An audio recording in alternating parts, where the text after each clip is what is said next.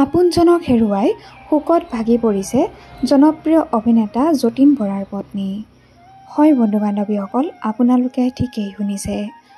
সকলোকে কন্দুৱাই কেতিয়াও উভতি নহাৰ বাটেৰে গুচি যোৱা অসমৰ প্ৰতিভাৱান কণ্ঠশিল্পী গায়ত্ৰী হাজৰিকাৰ মৃত্যুত ভাগি পৰিছে জনপ্ৰিয় অভিনেতা যতীন বৰাৰ পত্নী।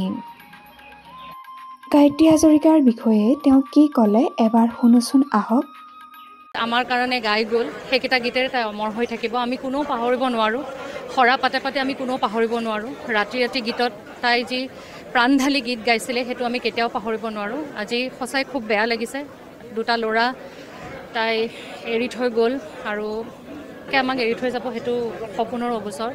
মোতকৈ বয়সত যদিও কম আছিলে, তাই মোৰ খুব বান্ধৱীৰ নিচিনাই। আমি স্কুলত থকাৰ পৰাই আচলতে ক'ব পাৰি ৰবীন্দ্ৰ ভৱনত একেলগে ৰাভা সংগীত জ্যোতি সংগীতৰ কৰ্মশালাত আহিলে একেলগে আমি জইন কৰিছিলোঁ। আমাৰ এই সৌভাগ্য আচলতে ৰত্নাকৰ বোলছবিৰ সেই বিখ্যাত ৰাতি ৰাতি গীতটোত গায়ত্ৰীয়ে কণ্ঠদান কৰিছিলে। আৰু কিছু শিল্পী থাকে আচলতে খুব কম সংখ্যক সৃষ্টিৰে মানুহৰ মনত ৰৈ যায়। মই ভাবোঁ গায়ত্ৰীও ঠিক তেনেকুৱাই।